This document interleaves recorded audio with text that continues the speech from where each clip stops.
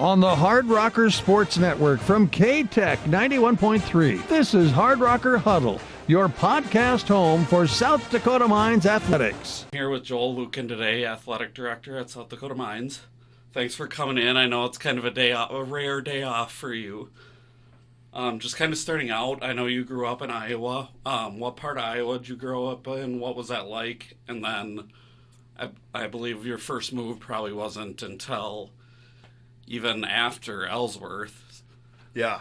So, I grew up in a real small rural community north of Dubuque called Rickardsville, Iowa, eastern Iowa, and Dubuque County. So Dubuque County has some commonalities. All these little towns, Dyersville, Cascade, Epworth, Farley, Rickardsville, Balltown, Sherrill, New Vienna, Holy Cross, all are in Dubuque County and all have some pretty unique commonalities. About 98% Catholic communities. So there's a church, there's a cemetery, and then there's a ball field, which is basically the center of town. And I grew up on a small kind of hobby farm. My dad worked at John Deere, started at John Deere when he was 18. Retired when he was 48. Yep, that's right, 48. I'm 49 and I'm not retired yet. And we did a lot of chores. You wake up early in the morning and take care of the hogs, take care of the cattle. And my brothers and I, and even the neighbor kid, the next door farmer kids we'd ride our bikes and we'd play baseball a lot, and we'd even drive our bikes all the way up about 3.5 miles to Rickardsville. And not a real politically correct terminology now, but we would play what we called was Indian ball, where you'd close off one side of the field and you couldn't hit to that side, otherwise it was an out.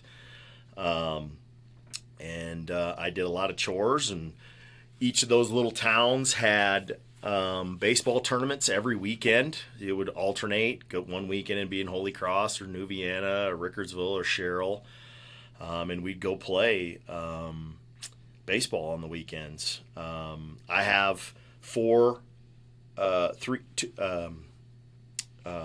three brothers and one sister, and my brother Jason, who's the next youngest to me, is a lieutenant in the Dubuque Fire, EMT and lieutenant.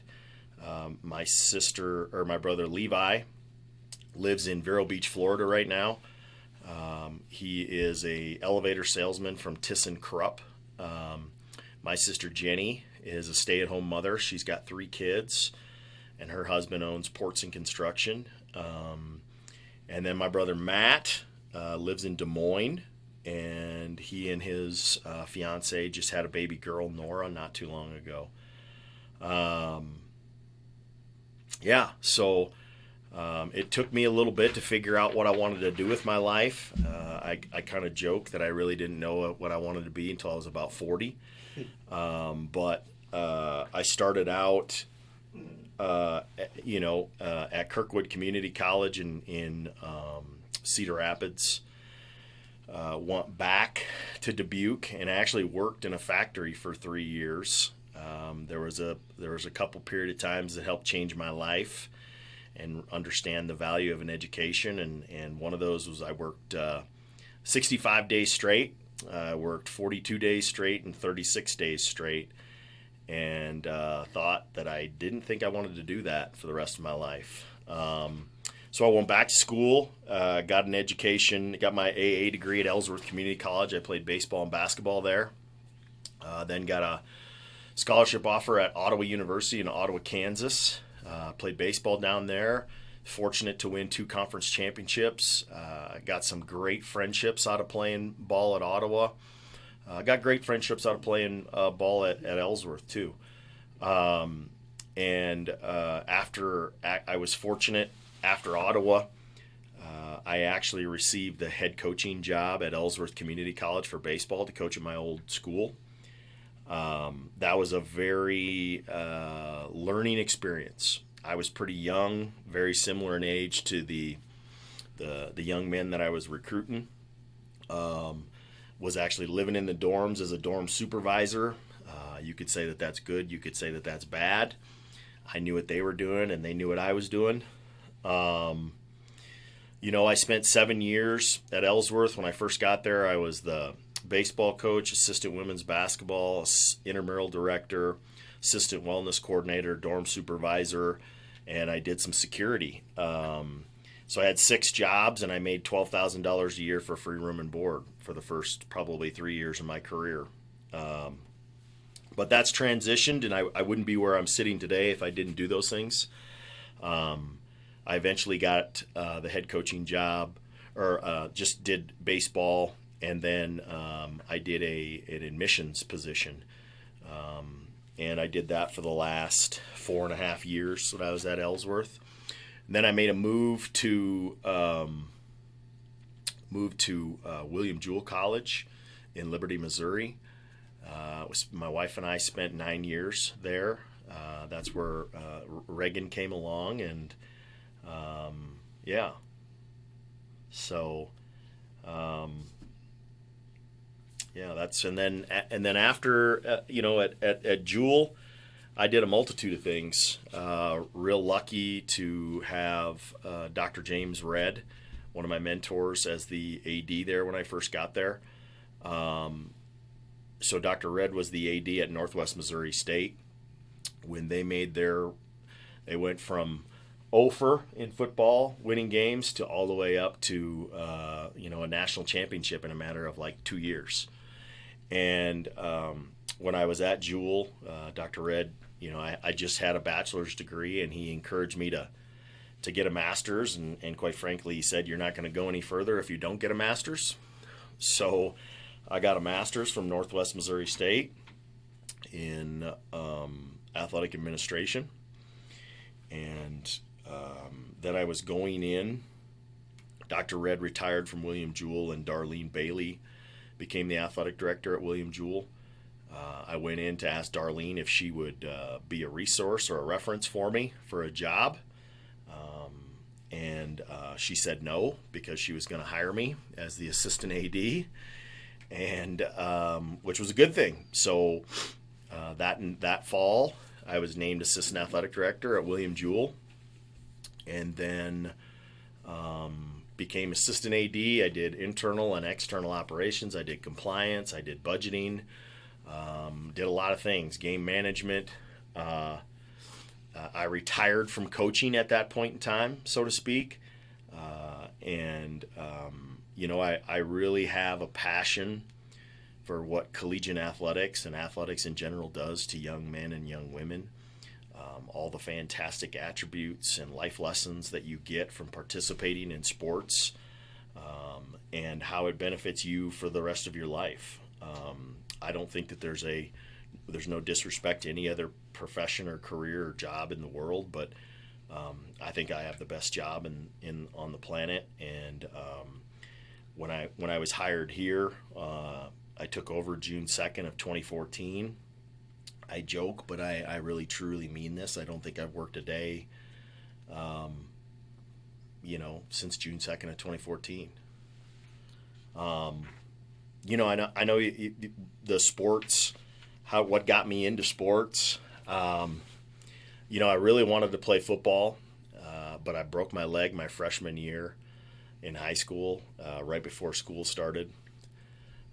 It was a farm accident, so I never really got a chance to get into football. And at that time, my dad was like, you can pick one sport, because otherwise I need you here on the farm for the rest of the stuff. So by default, and a broken leg, my leg healed up well enough to play baseball, and I started playing baseball at Hempstead High School, and played there. Played intramural basketball. I really liked basketball. I really liked football. That young man, energetic guy who wants to go. And just let it take, big Cubs fan. Always listened to the Cubs when I was working in the barn or on the tractor raking hay or doing anything, listen to the Cubs, listen to Harry Carey on the radio. Spent a lot of time watching Ryan Sandberg, Andre Dawson play for the Cubbies, and eventually, we got a satellite back in the day. It's one of those big, huge, like 10 foot by 10 foot round things in our backyard, and we, for whatever reason, got the Yes Network, and I watched a lot of Yankee baseball games. Then that turned me into a Yankee fan. So I don't see myself, when we have TV, when we have the TV on at our house, it's got sports on. All weekend we had softball on, all weekend watching fast pitch games when we weren't here, cheering on the Hardrockers. And yeah. Just jumping back a little bit, what was your recruiting process like first as an athlete, first to Ellsworth, and then when you went to Ottawa, were there multiple kind of schools you were looking at, and what drew you there? Yeah, so at Ellsworth, actually I ran into one of my friends over the Christmas break, Mike Vasky, and I can't even remember where it was. It was either in Dyersville or Farley. I think it was at a bowling alley, now that I'm recollecting that. And he was telling me he was pitching at Ellsworth, and he's like, "Hey, dude, you need to come, because you show up, you'll start right away, probably hit in the middle of the lineup." And so I kind of took a chance, showed up the very first day, and Coach Pulsick, Dwayne Pulsick, who I'm a big fan of and is also a mentor in my life, pulled me aside on the first practice, and he's like, "What are you doing here? Who are you?" And I just told him who I was and told him where I was from. And he just said, I just need you to work real hard then. And that's what I did. The recruiting process, I ended up playing basketball there also. I was fortunate. We won a couple intramural championships at Ellsworth playing basketball. And so Coach Fisher, Bud Fisher, asked me to go out for basketball. And that was a lot of fun. Got to play with a bunch of guys that I normally wouldn't have hung out with or played with. Some guys from inner city Chicago, Gary, Indiana, inner city Dallas, Texas. Very diverse population. I was one of two Caucasian individuals on the basketball team, and that was really a lot of fun. I had a lot of fun practicing and playing. We were very good. A young man by the name of Gary Finley was our point guard, and he was an absolutely fantastic basketball player. We were actually ranked number 3 in the country at one point in time. But I made a choice, actually, now that you bring that up. I transferred at semester because I didn't think basketball was going to be, the opportunity that baseball was for me. And I transferred to Ottawa University at semester. Coach Titus sent Coach Pulsick a letter and basically said, "I'm looking for outfielders, guys who can hit in the middle of the order and play good defense in the outfield. Scholarships available." The other two schools I was looking at the time, but that was to transfer at the end of the year, was Wisconsin Whitewater or the University of Dubuque, back in Dubuque, my hometown. But Ottawa is a little further south. And so I went down on my recruiting visit between basketball games, worked out. Coach Titus offered me a scholarship, and I said yes. So I packed up my little red S10 with all my worldly possessions and drove down to Ottawa, Kansas. It was also a very unique and life-changing experience. I was a Catholic going to school at a Baptist institution. It was a dry county. There's a joke in there somewhere if you're a Catholic, but we won't share that. I met some great lifelong friends. One of my best friends is Mike Stockton, who I really look up to, is the head coach at William Jewell, and played with him for a year. Maintained our friendship since then. Coach Titus, another mentor of mine, the head coach at Ottawa, very successful program, really good recruiter. Did a fantastic job of bringing some real quality guys. Joe Cerna, Corey Blaine, Ian Evans, Sean Herman, Ryan Cobbs,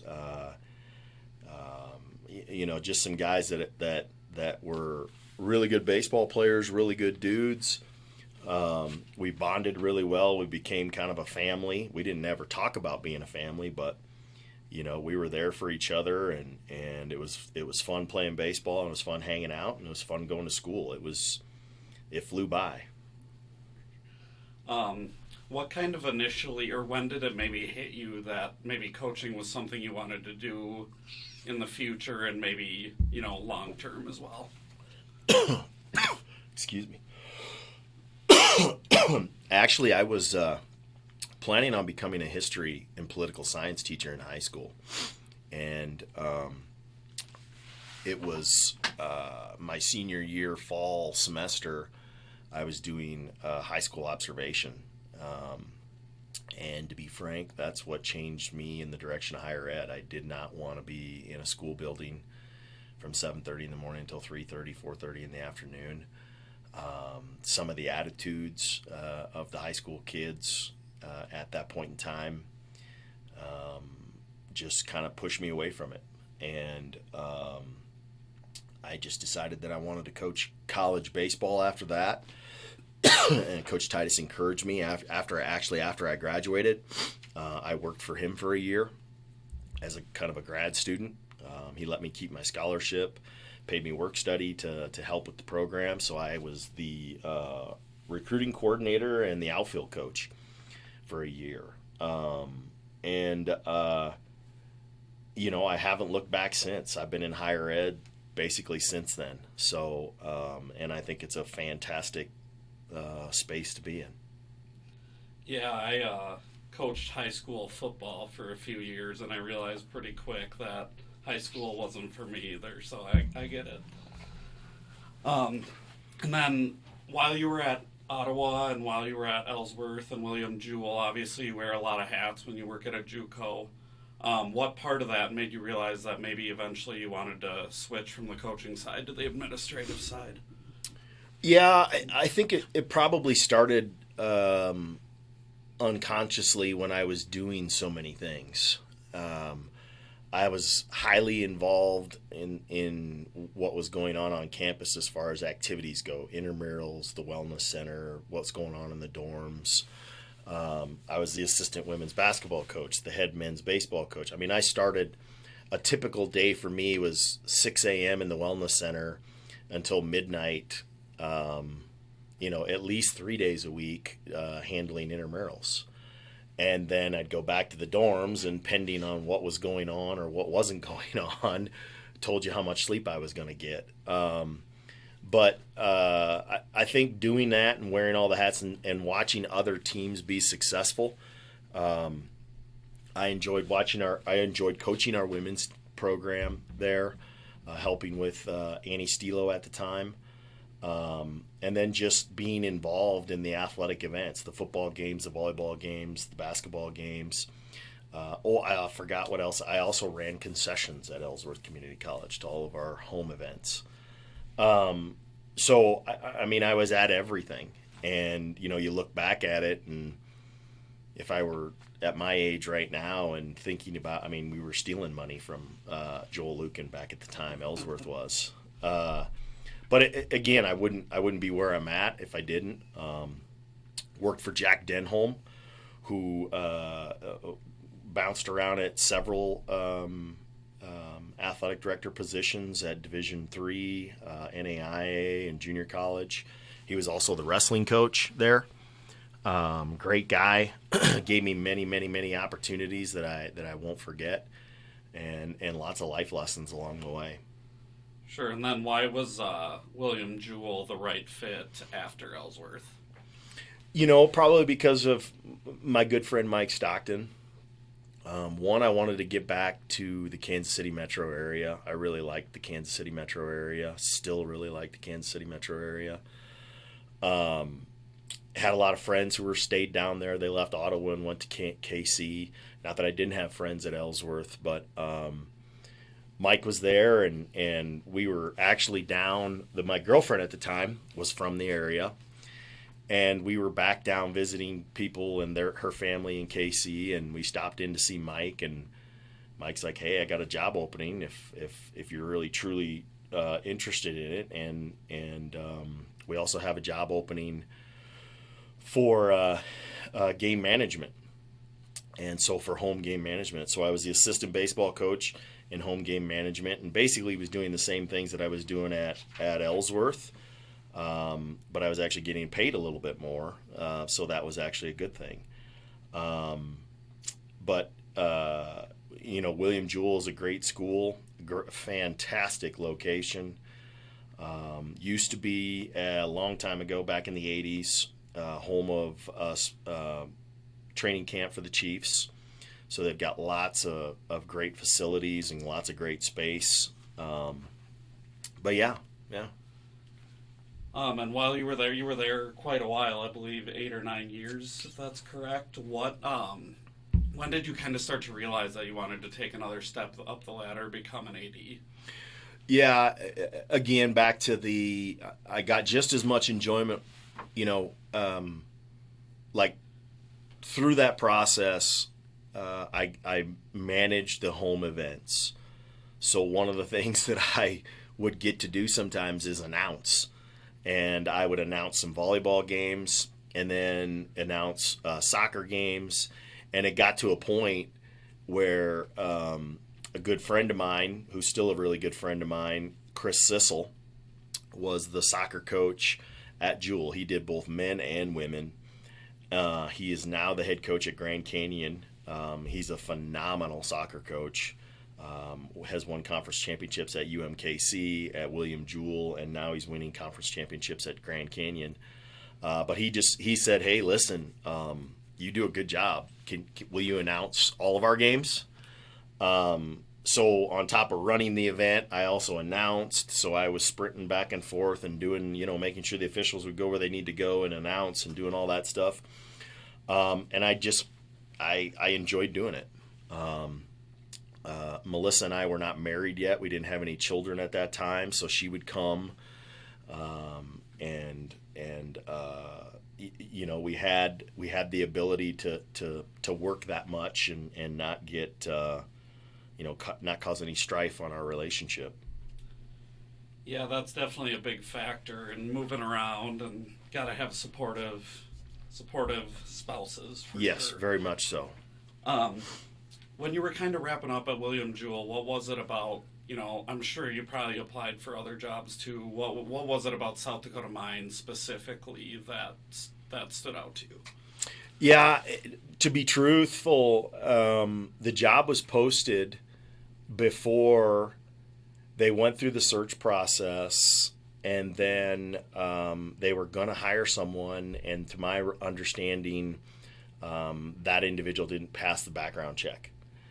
And so then they reposted it, and at that time, we had them on the schedule to play football, and Darlene Bailey at the time, I just said, "Hey, what do you think about this job?" One of the things that interests me is it was a state institution, and the fact that at that time, Stacy Collins was the football coach, and they'd had a winning football season. And I'm a true believer that if you're going to have football, you've got to put the energy, the effort, the resources, the manpower behind it. Otherwise, you're just going to have a revolving door of students and coaches, and it's a fantastic opportunity. Football, basketball, all of our events, but football mostly because of the amount of people you can get at a game to get your community engaged. And then probably the biggest reason at the time was Dr. Heather Wilson. They hired Dr. Wilson. Prior search, they didn't have a president. They didn't have a conference. Dr. Wilson came in. They got into the RMAC. I did some research on her. She's a fantastic human being, fantastic leader. She left here to lead the Air Force, and now she's the president at Texas El Paso. We're close. We stay in contact. We talk daily. I just, matter of fact, got a card from her the other day. I was actually very, very nervous when I first met her. And she pointed that out after she hired me. And she just said, well, I put my pants on just like you do, one leg at a time. So, but the state situation, a good football program, a really good president, a good community. Rapid City's a great community, a great place to raise your kid. Good families. We've met some really good families and friends here in our journey so far. And, on top of that, I knew we would have good kids, but then when I get here and understand how truly great our kids are, they're going to go on and change the world in some way, shape, or form in their own little manner or bigger manner. But we got fantastic kids. And, it was a no-brainer when Dr. Wilson called me and said, would you like to be my president? Or my athletic director. Sure, and individually, each program has a culture, but obviously there's a culture that you build in a department as well. Initially, what was that culture like when you first got here? What have you kind of done to mold it, how you want it, so to speak? And then where does that inspiration come from? Yeah, it was a little disjointed. It was a little, an example of that. So we had the football program who was wearing Nike uniforms. We had our volleyball program wearing Mizuno. We had our women's basketball program wearing Under Armour. And in those three instances, we had different colored uniforms. The gold wasn't gold, it was maize, and then there was another one that was yellow, and the blue wasn't Hardrocker blue, and so one of the things we had to try to do was get organized. Our men's basketball program was wearing generic stuff, and you had one kid wearing a pair of blue Reeboks and another kid wearing a pair of white Nikes, and I wanted us to get together and become a family. I wanted us to be branded. I wanted us to have, just as much passion, just as much energy that our basketball programs support our volleyball programs, and our volleyball programs support our soccer programs, and vice versa. Football supports everybody. Everybody supports football. I think we've done a nice job of growing community support. One of the things that I would really like to see us step up on or do a better job of is getting our campus community to support us. A lot of that has changed. I know when we were in NAIA school, our kids participated more in the Greek organizations, and they participated more maybe in band and some other extracurricular activities. The unfortunate side of being in the RMAC is the fact that we have to travel so much. And I say this with all the respect to the men and women who were here before, and when 5 hours was your longest bus ride, you probably had a little bit more time. Now, with the rigors of Division II, it's no joke. Our kids are putting in 85 hours a week between academics, athletics, community service, and travel. It's a 12 to 13 hour bus ride to Salt Lake City. It's a 14-hour bus ride to Las Vegas, New Mexico. And, our kids play a game or games, and then they jump right on the bus and turn around and come all the way home. And on top of that, we're dedicating 4,000 hours of community service between our athletic between our teams. There's just a lot to do, and it's not that we don't want to be involved with campus. It's just we have to strategically pick the best opportunities for our kids to do that. Like today. Today they're over there. Both gyms are full. We're having a basketball camp, Little Hardrockers, and there's no charge. It's free to everybody to come, but both of our basketball programs are over there running it, and it's fantastic. Yeah, when you first got here, I know you had already done some of the stuff at William Jewell, but what was the transition like job-wise and community-wise as well? Yeah, I had to get to know a lot of people. There were several people who were essential to become close with. Larry Simonson is one. Larry knows everybody and anybody. He's a huge supporter of our athletes. Doesn't matter what sport it is. Larry understands. Larry gets what our kids go through. He understands the community engagement that athletics brings to campus, and he was just essential to get to know. At Jewell, we never really had a rival like we do here with Black Hills State. And, it can be weeks out, or heck, it can be at the beginning of the season. And we'll have fans or we'll have alumni stay at a sports lunch or something like that. Hey, you're going to beat Black Hills. What are you doing to get ready to beat Black Hills? And, it might be 6 weeks away before we play them. So that's a really unique thing. The atmosphere we had Saturday night was absolutely fantastic. Unfortunately, we came on the short end on the men's team, but our women, shocked them, played really well, probably their best game that they played all year, hands down, and beat a really good Black Hills State women's team. But the men's team at BH is no joke. They've got probably what's going to be the player of the year. And, and our guys fought valiantly, but just came out on the short end.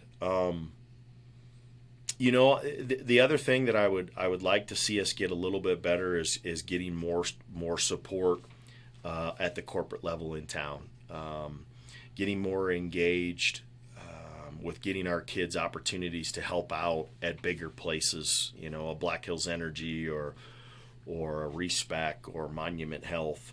I think we've done a nice job of connecting with all those companies that I mentioned are corporate partners with the athletic department and strong supporters of the institution. But we're really a conduit for the athletic department to do institutional business. We recruit at a high level.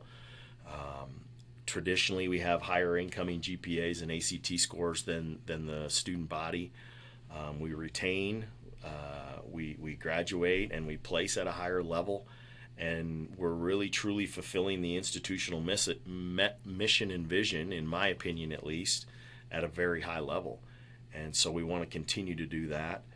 And, just getting our coaches, our athletes, our alumni, our community to understand how challenging it is for our kids to do that and accomplish that and do it at a high level.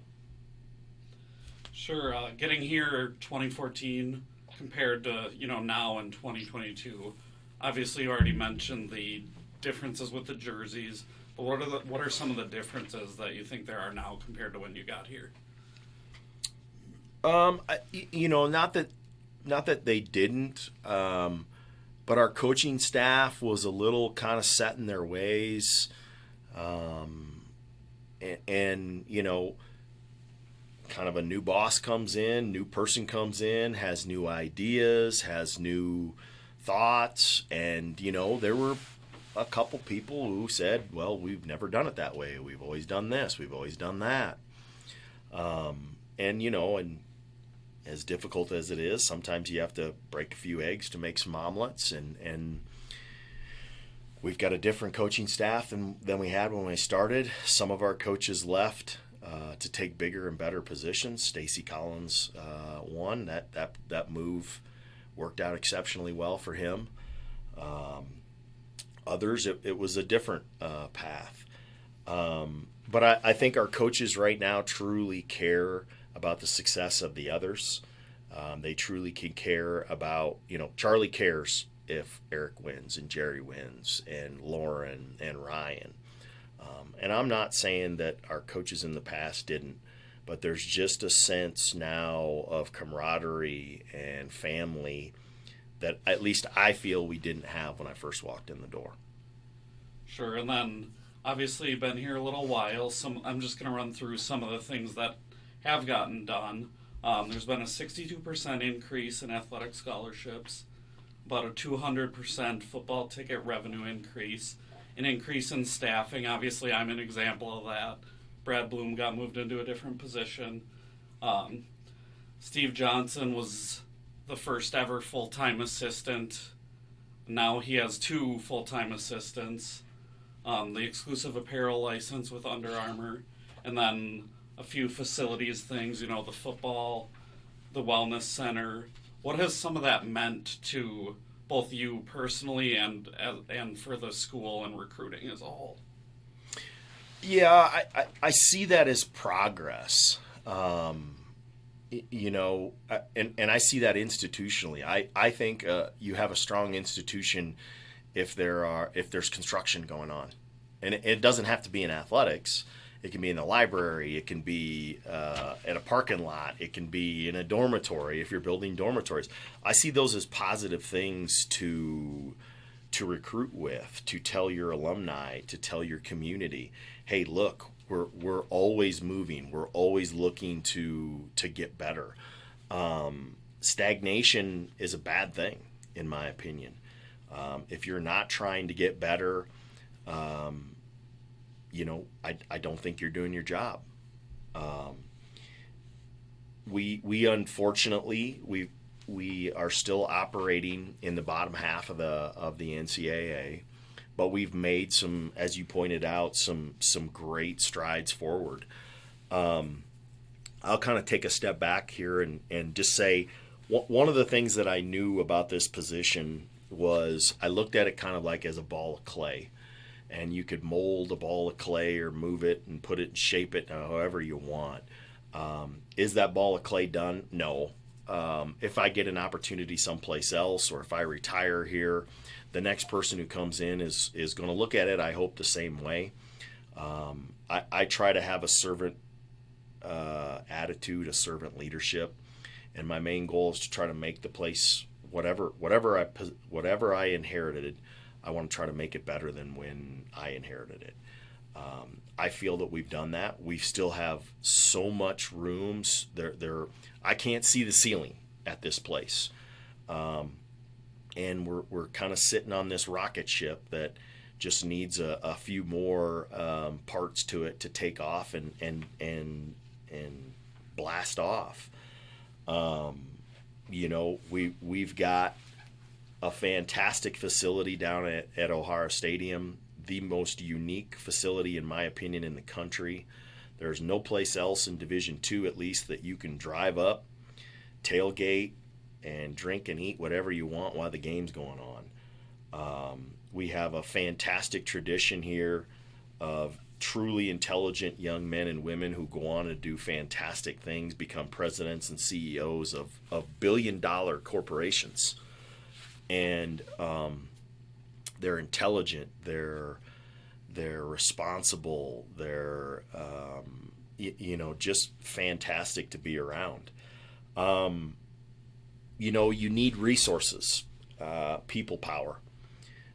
You need financial resources. You need alumni to donate back. You need to figure out how you can generate revenue. Generating revenue gives kids an opportunity to get a degree, to change their life, to leave the farms or the ranches in South Dakota, the small town South Dakota, and get a fantastic job, and whether it be in South Dakota or someplace else. And it's a process. It's process driven. I wish I could snap my fingers and we be fully funded, but it's going to take a while. And I just hope, like I said earlier, that when I'm done at South Dakota Mines, whoever takes over as the athletic director feels like they're in a good place, but who also sees that, hey, we can make more progress and we can keep going forward. You already alluded to this a little bit, just about the room for growth. What are some of your maybe personal, maybe short-term growth areas, and then long-term as well? Obviously, the vision funds didn't go as you hoped or as anybody hoped. but maybe talk a little bit about that, and then some other maybe long-term plans. Yeah, on the short-term side, we want to do a better job of engaging our alumni and celebrating our alumni and their accomplishments. Saturday night was one of the steps that we did that. We recognized our SDIC and DAC conference championship teams at the men's and women's game. We did 91-92 women and 01-02 women at halftime of the BH game. We honored our 71-72 men's basketball team at the games. You get them back, get them in front of the kids. We had about an hour and a half, 2 hour social on Friday night where our current men's and women's basketball players got to interact and meet with alumni who've been successful, who won championships, and just get some advice and interact. And if anything, it's networking, and it's getting our kids another opportunity to get in front of someone that they may not know, to not be nervous and to not look at your shoes when you're having a conversation with them, but to shake their hand and look them in the eye. Long term, what I would like to do is get, more short term, is get back to the renovation of O'Hara Stadium. Whether we like it or not, progress needs to be made. We have a fantastic opportunity every third year to host the entire state of South Dakota on our campus and in our city for the state track meet. An event that brings in 10 to 12,000 people over a 3-day period and about $3 million worth of economic impact to Rapid City. And it's an event that we, as South Dakota Mines and the athletic department, want to keep coming back. But in order to do that stuff, we've got to have strategic partners. We can't write the check for the whole thing. As much as I would like to be able to do that, we're unable to do that. And some things have to take place down there. Our press box is dated, to say the least. It's too small. We don't have enough space for what we have. And we need to figure out how to get a female locker room down there. Expanding our locker room for football will help us add bodies, which will in turn add more science and engineers to the world. We'd like to get our football roster to about 120 to 125. Adding a track and field locker room down there for men and women we would be able to take our roster from 60, 70 kids to 90 to 100. So ideally we'd add 50 more athletes who we know because of our history and because of data that are going to graduate, retain, and get a job. And so I see that as a win-win. And it deserves a facelift.